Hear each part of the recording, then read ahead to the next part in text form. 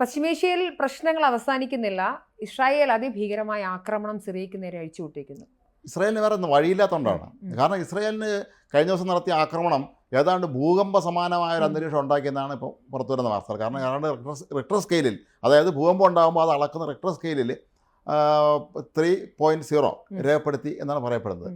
അപ്പോൾ അത്രയും ശക്തമായിരുന്നു. ഇതിൻ്റെ പ്രധാന ഈ ഇങ്ങനെ ഒരു ഭൂകമ്പ സമാനമായ അന്തരീക്ഷം ഉണ്ടാകാനുള്ള, അല്ലെങ്കിൽ ഇതൊക്കെ ഉണ്ടാകാനുള്ള കാരണങ്ങളിൽ ഒന്ന്, ഇവർ പിന്നെ ഭൂഗർഭ അറകളിൽ വൻതോതിലുള്ള മിസൈലുകൾ സൂക്ഷിച്ചിരുന്നു. പക്ഷേ എൻ്റെ ഒരു സംശയമാണ്, സ്വാഭാവികമായും സാധാരണക്കാരുടെ പക്ഷത്തുനിന്ന് ചോദിക്കുന്നതാണെന്ന് വിചാരിച്ചോളൂ. ഇത്രയധികം ആയുധശേഖരം ഉണ്ടായിരുന്നെങ്കിൽ, ഇപ്പോൾ രാസായുധം അടക്കമുള്ള കാര്യങ്ങൾ ചർച്ചയിലേക്ക് വരുന്നു, ഉണ്ടായിരുന്നെങ്കിൽ എന്തുകൊണ്ടാണ് അസദ് ഭരണകൂടത്തിന് ഇത് വിനിയോഗിക്കാൻ കഴിയാതിരുന്നത് എന്നൊരു ചോദ്യമുണ്ടല്ലോ. അതിൻ്റെ പ്രധാന കാരണങ്ങളിലൊന്ന്, അപ്പോഴേക്കും അസദ് ദുർബലനായി കഴിഞ്ഞിരുന്നു.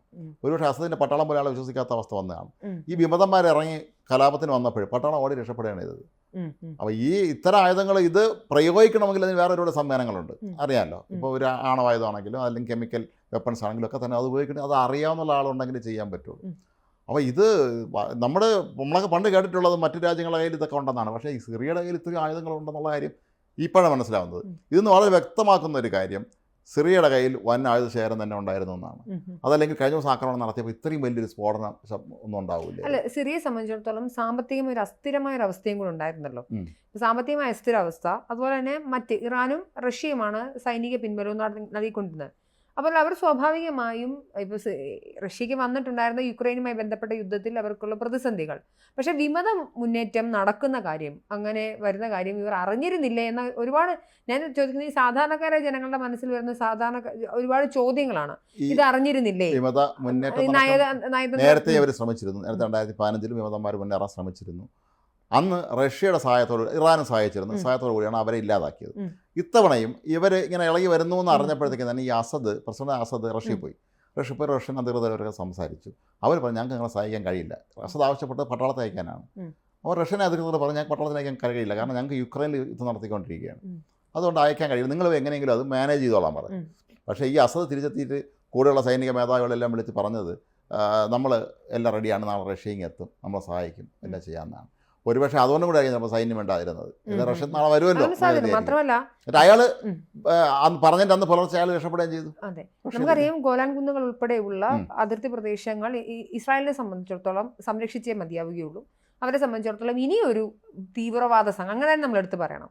ഇതൊരു സാധാരണഗതിയിൽ തെരഞ്ഞെടുപ്പിൽ അധികാരത്തിലെത്തിയ പ്രതിപക്ഷ പാർട്ടിയുള്ള ഒരു സാധാരണ ജനാധിപത്യ ഭരണമാണെങ്കിൽ ഒരിക്കലും ഇസ്രായേൽ ഇങ്ങനെ കടന്നാക്രമണം നടത്തില്ല. ഇസ്രായേലിനെ സംബന്ധിച്ചിടത്തോളം അവർ ജനിച്ചപ്പം മുതൽ പ്രതിസന്ധികൾ നേടുന്ന ഒരു രാഷ്ട്രത്തെ സംബന്ധിച്ചിടത്തോളം ഇനി തൊട്ടപ്പുറത്ത് കൂടി ഒരു വലിയ തീവ്രവാദ സംഘം ഒരു രാഷ്ട്രത്തിന്റെ അധികാരം പിടിച്ചെടുക്കുന്നവർക്ക് അംഗീകരിക്കാനാവില്ല. അവരെ സംബന്ധിച്ചിടത്തോളം പിടിച്ചെടുത്ത് കഴിഞ്ഞു. അപ്പോൾ ഇനി ഒരു ഗ്രാവിറ്റി, അതിന്റെ തീവ്രത കുറയ്ക്കാനേ അവർ ശ്രമിക്കാൻ പറ്റുള്ളൂ. അതാണ് കഴിഞ്ഞ ദിവസങ്ങളിലൊക്കെ തന്നെ ഇസ്രായേൽ ഭരണകൂടം പറഞ്ഞത്, ഞങ്ങളിപ്പം പെട്ടെന്ന് ഈ സൈനിക മുന്നേറ്റം വിമത മുന്നേറ്റം ഉണ്ടായതിനെ തുടർന്നാണല്ലോ ഇവർ ആക്രമണം നടത്തിയത്, സിറിയയിലേക്ക് കടന്നു കയറി. അപ്പോൾ അന്ന് അവർ പറഞ്ഞത്, ഞങ്ങൾ പ്രധാന ഇസ്രായേൽ ജനങ്ങളെ ആക്രമിക്കാനൊന്നുമല്ല ഞങ്ങൾ പോകുന്നത്, ആയുധം വൻതോതിൽ പിടി നശിപ്പിക്കുകയാണ് ഞങ്ങളുടെ ലക്ഷ്യം. കൃത്യം ആയുധ ശേഖരം തന്നെയാണ് നശിപ്പിച്ചത്. ആൾനാശമൊന്നും വലിയ റിപ്പോർട്ട് ചെയ്യപ്പെട്ടതായിട്ട് തോന്നുന്നില്ല. അപ്പോൾ നമ്മൾ മനസ്സിലാക്കേണ്ടത്, ഈ ആയുധ ശേഖരങ്ങൾ മുഴുവൻ നശിപ്പിക്കാതെ ഇസ്രായേലിന് അടങ്ങിയിരിക്കാൻ കഴിയുകയില്ല. കാരണം നാളെ അറിയാം, ഹിസ്ബുള്ള അസദുമായി അടുത്ത ബന്ധം പുലർത്തിയിരുന്നതാണ്. നാളെ ചിലപ്പോൾ ഒരുപക്ഷെ അവർ പുതിയ വിമതന്മാരെയും ചങ്ങാത്തം കൂടാം, കാരണം ഇവർ തീവ്രവാദ പശ്ചാത്തലമുള്ള ആളുകൾ തന്നെയാണ്. അപ്പോൾ ഈ ആയുധങ്ങളെല്ലാം എടുത്തുകൊണ്ട് പോരാടാൻ പ്രശ്നം കിടപ്പുണ്ടല്ലോ. അല്ല, എന്നാലും പൊതുശത്രുവിനെ നേരിടാൻ അത് മാറ്റിവെക്കും. ഇസ്രായേലാണല്ലോ എല്ലാവരുടെയും ശത്രു. അതെ, മാത്രമല്ല ഈ ഇസ്രായേൽ ആദ്യം തന്നെ പറഞ്ഞൊരു കാര്യം, ഇവരുടെയൊക്കെ ഒരു പ്രധാനപ്പെട്ട പ്രശ്നം ഇവരുടെ ആഭ്യന്തര പ്രശ്നങ്ങൾ പരിഹരിക്കപ്പെടില്ല. അത് ആളുകളുടെ പാർപ്പിടമോ വസ്ത്രമോ വെള്ളമോ അവർക്കുള്ള ഭക്ഷണമോ ഒന്നും ശരിയായില്ല. സാമ്പത്തികമായി അസ്ഥിരമാണെങ്കിലും ഞങ്ങളുടെ വീട്ടിലെ പ്രശ്നങ്ങളൊക്കെ അയൽക്കാരന് തല കയറുന്നതാണ് ഇവരുടെ സ്ഥിരം സ്ട്രാറ്റജി. അതുകൊണ്ടാണല്ലോ ഇപ്പോൾ ലെബനനിലായാലും എന്തുകൊണ്ടാണ് ഹിസ്ബുള്ളയും ഹമാസും അവരുടെ പ്രശ്നങ്ങൾ അടിസ്ഥാനപരമായി പരിഹരിക്കാതെ ഇസ്രായേലിന് തീർക്കാൻ വേണ്ടിയാണ് അവർ നിന്നിരുന്നത്. അപ്പോൾ സ്വാഭാവികമായിട്ടും ചേട്ടൻ പറഞ്ഞത് വളരെ വാലിഡായ ഒരു പോയിന്റാണ്, കോമൺ ശത്രു. ആ ശത്രുവിനെ നേരിടാൻ ഇവർ ഈ ആയുധശേഖരങ്ങൾ ഉപയോഗിക്കാനുള്ള എല്ലാ സാധ്യതകളുമുണ്ട്. അപ്പോൾ അത് തന്നെയാണ് ഇത്രയും വലിയ സ്ഫോടനം ഉണ്ടായതായിരിക്കാം. കാരണം നമ്മൾ ആദ്യം വരെ പറഞ്ഞപ്പോൾ നമ്മൾ അത്ര കണക്കിലെടുത്തിട്ടില്ല. ഈ ഇവരുടെ ഇത്രയും ആയുധം ഉണ്ടോ? ഇസ്രായേലിനെ സംബന്ധിച്ചിടത്തോളം ഇവർക്ക് എല്ലാ രാഷ്ട്രങ്ങളെ കുറിച്ച് അവർ അന്ന് എനിക്കിപ്പോഴും ശ്രദ്ധേയമായി തോന്നുന്ന ഒരു കാര്യം, ഈ രണ്ടാം ഘട്ടത്തിലേക്ക് ഈ കരയാക്രമണം കൂടി ഇസ്രായേൽ ആക്രമിച്ച സമയത്ത് നെതന്യാഹു ഒരു പ്രസംഗം നടത്തി. നിങ്ങൾ മനസ്സിലാക്കേണ്ട ഒരു കാര്യം, പശ്ചിമേഷ്യയിൽ ഇസ്രായേലിന്റെ കൈ എത്താത്ത ഒരു പ്രദേശം പോലും ഇല്ലെന്ന് നിങ്ങൾ മനസ്സിലാക്കണമെന്നാണ്.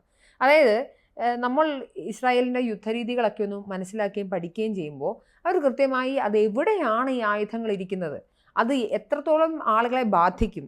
അവരെപ്പോഴും പറയാറുണ്ട് ഇന്ന പ്രദേശങ്ങളിൽ നിന്ന് ആളുകൾ മാറണം, ഞങ്ങൾ ആക്രമണം നടത്താൻ പോവുകയാണെന്ന് പറയും. അപ്പോൾ ഇവരെ സംബന്ധിച്ചിടത്തോളം അത് ബങ്കർ, അതായത് അണ്ടർഗ്രൗണ്ടിൽ ഇരിക്കുന്ന സൈനിക ആയുധങ്ങളാണെങ്കിൽ പോലും അത് തിരിച്ചറിയാനുള്ളൊരു ശേഷി, അല്ലെങ്കിൽ അതിനുള്ളൊരു എന്താ പറയുക ടെക്നോളജിക്കൽ അഡ്വാൻസ്മെന്റ് എന്ന് പറയുന്നത് ഇത് ഇസ്രായേലിനുണ്ട്. സ്വാഭാവികമായും ഇവരിത് പറഞ്ഞപ്പോൾ ആരും വിശ്വസിച്ചില്ല. അപ്പോൾ അത്രയധികം ആയുധശേഖരണം ഉള്ളതുകൊണ്ടായിരിക്കുമല്ലോ ഇവർ ആക്രമണം നടത്തിയപ്പോൾ അതെല്ലാം കൂടെ ഒരുമിച്ച് വിസ്ഫോടനം നടക്കുകയും അത് ഭൂകമ്പത്തിലേക്ക് പോലെ നമ്മൾ ഇതുമായി ബന്ധപ്പെടുത്തി വേറെ കാര്യങ്ങൾ ചർച്ച ചെയ്യേണ്ടതുണ്ട്. നമ്മൾ ഇന്നലെ ഹിസ്ബുള്ള തലവൻ പറഞ്ഞൊരു കാര്യമുണ്ട്, ഞങ്ങൾക്കിപ്പോൾ ആയുധം കിട്ടുന്നില്ല. സിറിയ വീണതോടുകൂടി ഞങ്ങൾക്ക് ആയുധം കിട്ടുന്നില്ല, ആയുധമില്ല, ഹിസ്ബുള്ളയുടെ ആയുധം ലഭിക്കാതെ വരുന്നു. അത്ര കൃത്യമായ കാര്യമാണ് പറഞ്ഞത്. കാരണം ഇത് ഇറാനിൽ നിന്ന് സിറിയയിൽ വരുന്നു, സിറിയയിൽ നിന്ന് നേരെ ഹിസ്ബുള്ളയുടെ കയ്യിലെത്തുന്നു, ലെബനനിലെത്തുന്നു. അതൊരു പാതയാണ്. പാത ഒരുക്കുന്നവൻ്റെ കയ്യിൽ കുറേ ആയുധം കാണുമല്ലോ. അപ്പോൾ ഒരുപക്ഷെ ഹിസ്ബുള്ളയ്ക്കും മറ്റും നൽകാൻ ഇറാൻ നൽകിയ ആയുധങ്ങളാണോ ഇവർ സൂക്ഷിച്ച് വെച്ചിരുന്നെന്നുള്ളത് നമ്മൾ സംശയിക്കേണ്ടിയിരിക്കുന്നു. ചിലപ്പോൾ അതെല്ലാം സിറിയക്ക് സ്വന്തമായിട്ടുള്ള ആയുധങ്ങളും ആയിരിക്കില്ല.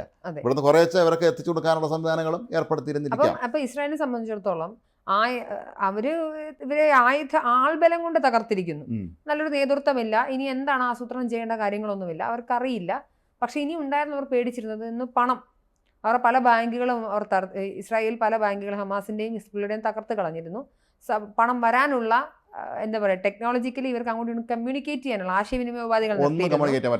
പിന്നെ ഉണ്ടായ ഒരു കാര്യം, സ്റ്റോർ ചെയ്തിട്ടുള്ളത് ഓൾറെഡി ശേഖരിച്ചു വെച്ചിട്ടുള്ള സൈനിക ആയുധങ്ങൾ കൂടി നശിപ്പിച്ചാൽ മാത്രമാണ് ഈ ഹിസ്ബുള്ളയും ഹമാസും ഒറ്റപ്പെടുകയും ഇവർക്ക് മറ്റുള്ള ഇടങ്ങളിൽ നിന്ന് കിട്ടാതെ വരികയും ചെയ്യുന്നൊരു സാഹചര്യം ഉണ്ടാവും. കാര്യം സുന്നി മറ്റു പ്രദേശങ്ങളായ ഈ പറഞ്ഞ പോലെ അറബിലെ മറ്റ് രാഷ്ട്രങ്ങൾ, അത് സൗദി അറേബ്യ ആയിക്കോട്ടെ മറ്റ് രാഷ്ട്രങ്ങളായിക്കോട്ടെ, എന്തായാലും പ്രത്യക്ഷമായി ഇവരെ സഹായിക്കാൻ എത്തില്ല എന്നത് 100% ഉറപ്പാണ്. അവർ ഇസ്രായേലിന് പ്രത്യക്ഷമായി അനുകൂലമല്ലെങ്കിൽ പോലും അവരെന്തായാലും ഇത് ഞങ്ങളുടെ പ്രശ്നമല്ല. കാര്യം അവരെ സംബന്ധിച്ചിടത്തോളം മറ്റ് പല പ്രശ്നങ്ങളുണ്ട്. രാജ്യത്തിൻ്റെ നിക്ഷേപം വർദ്ധിപ്പിക്കേണ്ടതുണ്ട്, സാമ്പത്തികമായി മെച്ചപ്പെടേണ്ടതുണ്ട്, ജോലി സാധ്യതകൾ ഉണ്ടാക്കേണ്ടതുണ്ട്. ഇനിയൊരു യുദ്ധത്തിനൊന്നും അവർക്ക് യാതൊരുവിധ താല്പര്യമില്ല. അത് ദുബായ് ആയിക്കോട്ടെ സൗദി ആയിക്കോട്ടെ, അവർ ആ ഒരു രീതി തന്നെയാണ്. അതെ, അതുകൊണ്ട് തന്നെ സ്വാഭാവികമായും ശേഖരിച്ചു വെച്ചിട്ടുള്ള ഇവരുടെ ആയുധശേഷിയെ നശിപ്പിക്കുക എന്നുള്ളത് ഇസ്രായേലിനെ സംബന്ധിച്ച് വളരെ പ്രധാനമാണ്. പ്രതിരോധപരമായ ഗംഭീര നീക്കമാണ്. ഞാൻ സത്യം പറഞ്ഞ ആദ്യമൊക്കെ ഇവർ ഞങ്ങൾ ആക്രമിക്കുന്നത് ആയുധം തകർക്കാനാണെന്ന് പറഞ്ഞപ്പോൾ ഇത്രയും പ്രതീക്ഷിച്ചില്ല. പക്ഷേ ഇന്നലെ ഭൂകമ്പത്തിന് തുല്യമായ രീതിയിൽ സ്ഫോടനം ഉണ്ടായെന്ന് പറയുമ്പോൾ അത്രമാത്രം ആയുധങ്ങൾ ഇവരുടെ കയ്യിലുണ്ടായിരുന്നു എന്നുള്ള ഉറപ്പാണ്. മാത്രമല്ല ഇപ്പോൾ അസദിനെ കുറിച്ച് പറയുന്ന വാർത്ത, ഏറ്റവും ഒടുവിൽ പുറത്തു വരുന്ന വാർത്ത, ഇയാൾ ഈ റഷ്യയിലേക്ക് പണം കടത്തിയത് 2 ടൺ നോട്ട് കെട്ടാണ് കൊണ്ടുവന്നത്. 2 ടൺ നോട്ട് കെട്ടുകളാണ് വിമാനത്തിൽ കടത്തിയെന്നാണ് റഷ്യയിലേക്ക്. അവിടുത്തെ ബാങ്കുകളിലും വ്യവസായങ്ങളിലൊക്കെ ഇൻവെസ്റ്റ് ചെയ്യാൻ വേണ്ടി ലിക്വിഡ് ക്യാഷ് പൈസ കൊണ്ടുപോയി.